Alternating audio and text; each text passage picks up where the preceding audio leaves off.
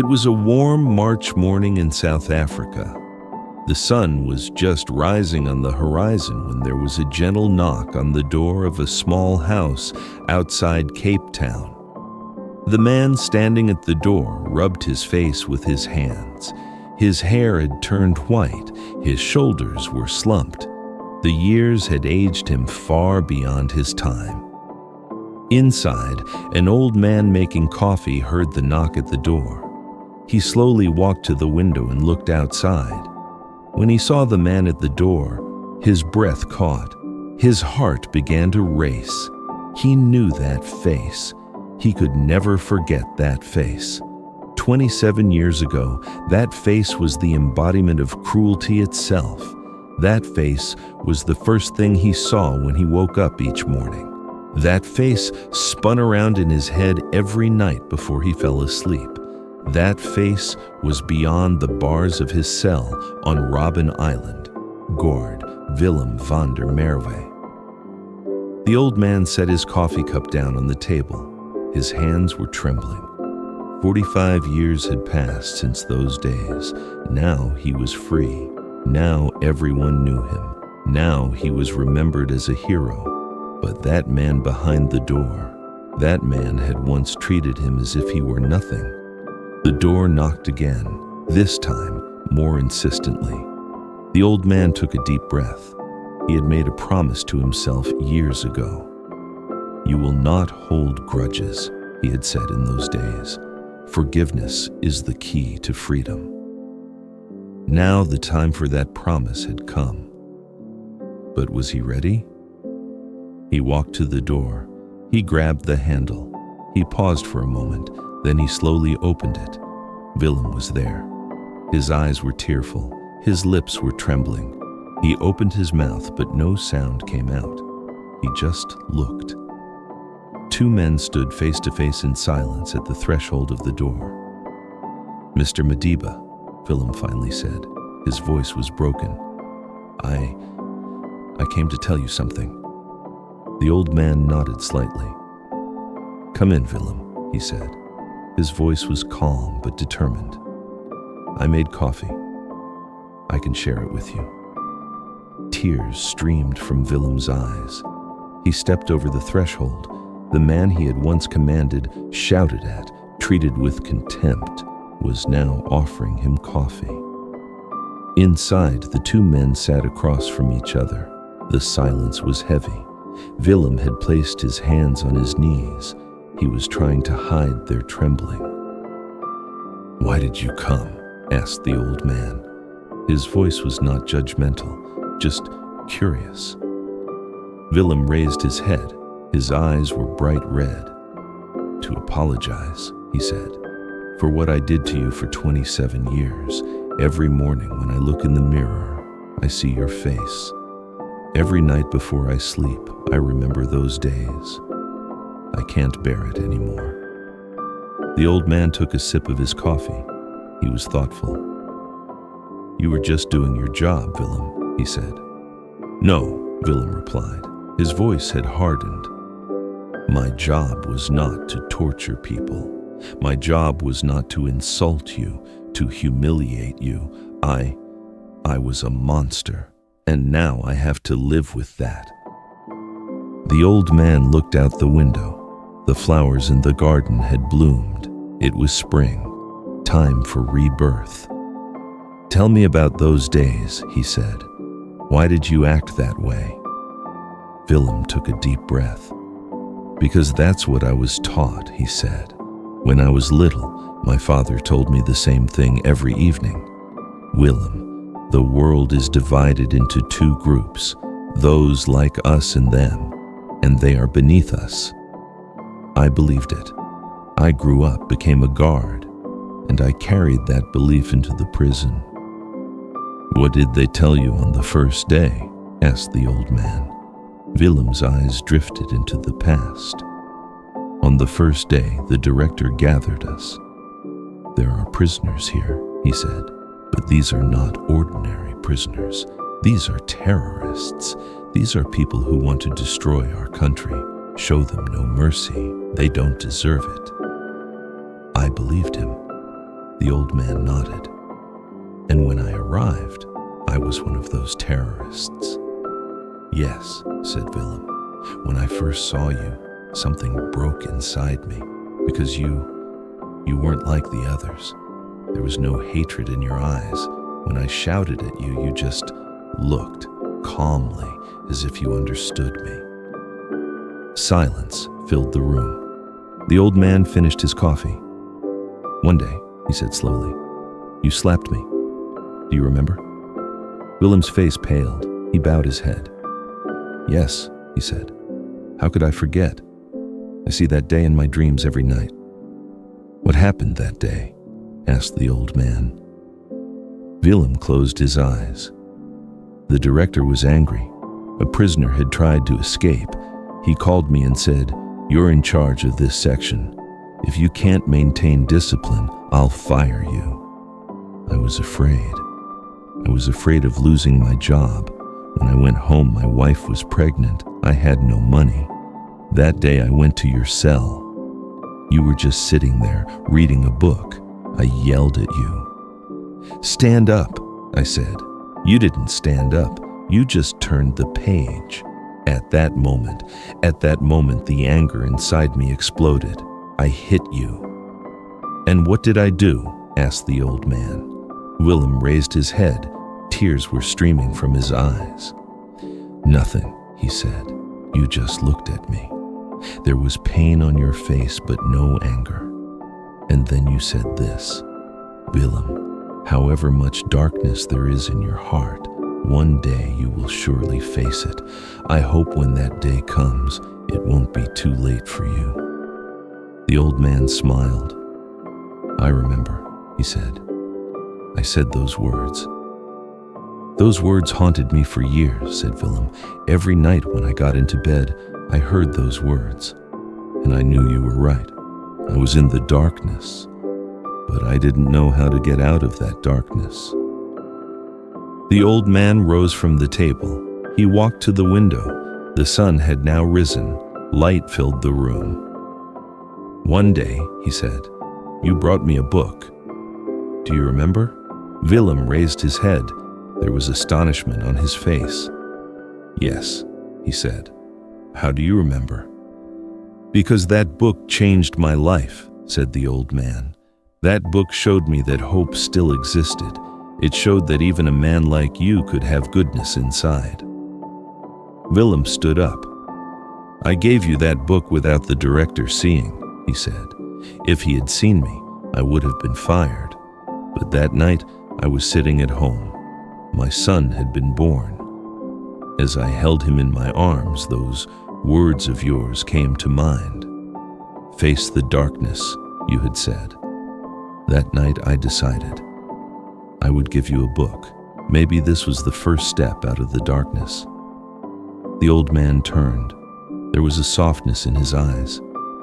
"As I read that book," he said, "I saw your face on every page. I thought, why did this man do this? Why did this man take the risk? And then I understood. You were a human being just like me. You were suffering too. You were also searching for your freedom." Willem fell to his knees. He covered his face with his hands. He was crying. "I want your forgiveness," he said. "Please, I can't carry this weight anymore. What did I do to you for 27 years? I insulted you. I tortured you. I didn't treat you as human. And now every day I see that man in the mirror and I can't recognize him." The old man slowly approached Willem. He bent down. He placed his hand on his shoulder. "Get up, Willem," he said. "Don't stay on your knees. You are a human being. And humans make mistakes." Willem raised his head. His eyes were red. "But I did so much evil to you." "And I forgive you," said the old man. His voice was clear, determined. "I forgave you years ago, Willem. Because if I hadn't forgiven you, you would still be my jailer. You would still hold me captive. But I chose to be free. And freedom begins with forgiveness." A sob rose from Willem's chest. "How do you do this?" he asked. "How can you be so strong?" The old man smiled. "Strength does not come with resentment," he said. "Strength comes with love. Strength comes with understanding. You did evil to me, but you were also a victim of a system. You also believed what you were taught. And now you are here before me, facing it. That takes courage, Willem, and you are brave." There was silence in the room. Willem was still on the ground. The old man tried to lift him up. "Come on," he said. "Get up, your coffee is cold. Let me make you a new one." Willem stood up. He wiped his face. You really forgave me?" he asked. His voice was still trembling. "Yes," said the old man. "I forgave you." "But why?" asked Willem. "I had caused you so much pain. I was your enemy." The old man walked to the kitchen. He began to make fresh coffee.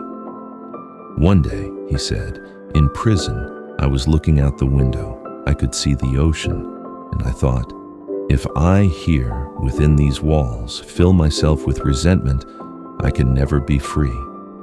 Even if I get out physically, my soul will still stay here, in this cell." That day I decided I would not hold grudges against anyone. I would forgive everyone, because forgiveness is my freedom. Willem sat at the table. He put his head in his hands. "But that's not fair," he said. "I deserve punishment." "Punishment," said the old man. He brought the coffees. He sat across from him. "Willem, you are already being punished. For 20 years, every night you think about those days. Every morning when you look in the mirror, you hate yourself. This is a heavier punishment than prison, and I don't want to make you suffer more." Willem raised his head.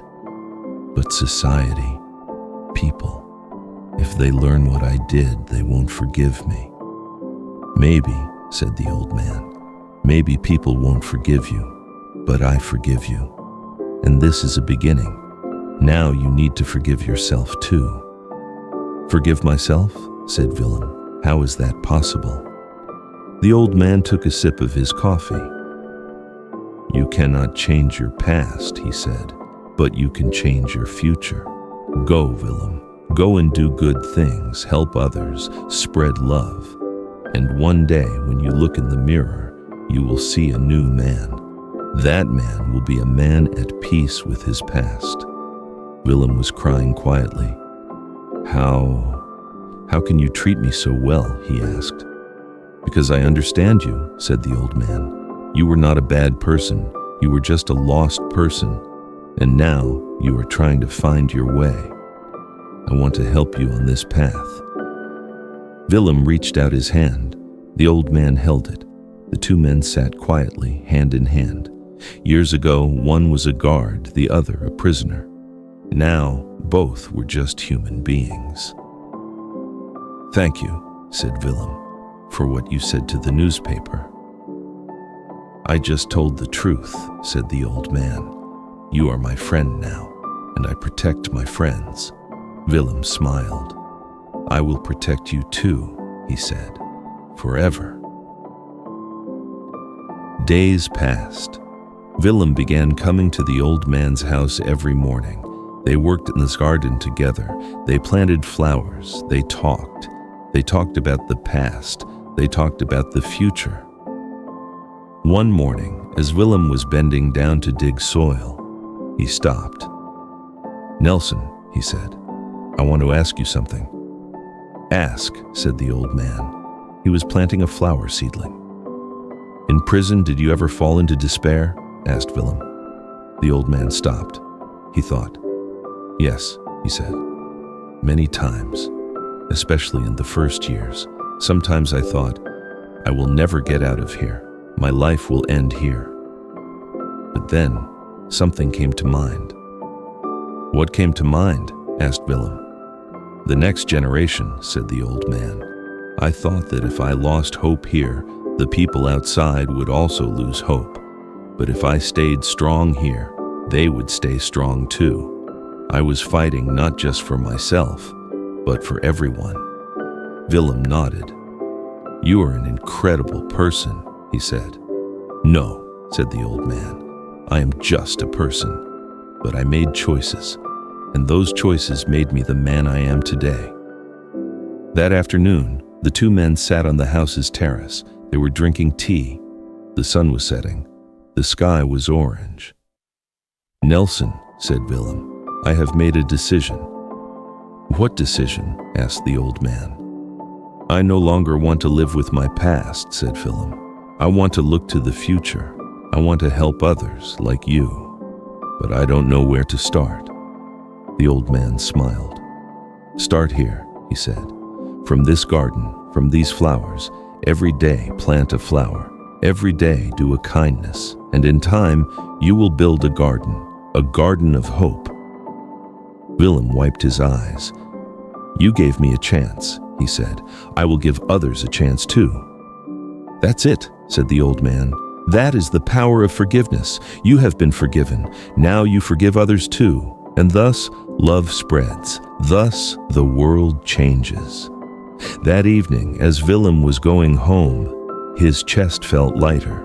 For the first time in years, he felt free. He had been forgiven. And now, he was learning to forgive too. Months passed. Willem was now one of the old man's closest friends. He came every day. The garden had grown, flowers covered everywhere. Neighbors came to see. This garden is a miracle, they said. One day, the local newspaper sent a reporter. Mr. Mandela, said the reporter, people heard that you are friends with one of your former guards. Is this true? The old man smiled. Yes, he said, Willem is now my friend. But didn't he torture you? Asked the reporter. Didn't he cause you pain? Yes, said the old man. He caused me pain, but he also suffered. He was also a victim's victim, and now we are healing together. The reporter took notes. People may have trouble understanding this, he said. I know, said the old man, but forgiveness is the hardest thing to understand, because forgiveness requires being strong. Forgiveness requires love, and most people find it easier to live with resentment. So how did you forgive? Asked the reporter. The old man took a deep breath. Because I wanted to be free, he said. Resentment holds you captive. Resentment keeps you in the past, but forgiveness carries you to the future. I chose the future. The reporter left. Willem and the old man were left alone. Thank you, said Willem, for what you said to the newspaper. I just told the truth, said the old man. You are my friend now, and I protect my friends. Willem smiled. I will protect you too, he said, forever. Days passed, years passed. The two men continued to work together in the garden every day. The flowers grew, the trees rose, and people came. They came and saw. They came and learned. One day, a young man came. Mr. Mandela, he said, I heard your story. I want to learn to forgive too. Will you teach me? The old man smiled. Of course, he said. Forgiveness is not something to be taught. Forgiveness is something to be lived. Come, sit. Let me tell you a story. And so the old man told. He told about Willem. He told about the days in prison. He told about the pain. But in the end, he told about forgiveness. And the young man listened. There were tears in his eyes, but there was hope in his heart. Forgiveness is the greatest power, said the old man. Forgiveness sets you free. Forgiveness changes the world. And if I can forgive a man who caused me pain for 27 years, you can forgive too. Everyone can forgive, because forgiveness is humanity's most beautiful gift. The sun set. The sky turned red. The flowers in the garden swayed in the wind. and the two men sat side by side in silence. Once they were enemies. Now they were brothers. Because forgiveness turns enemies into friends. Forgiveness turns darkness into light.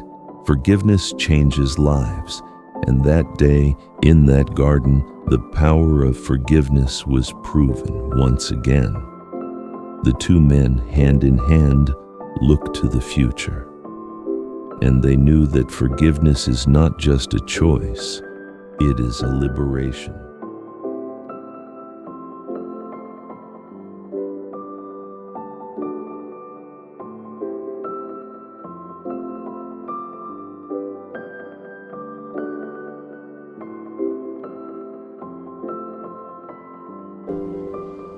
Beautiful, isn't it? Yes, it is.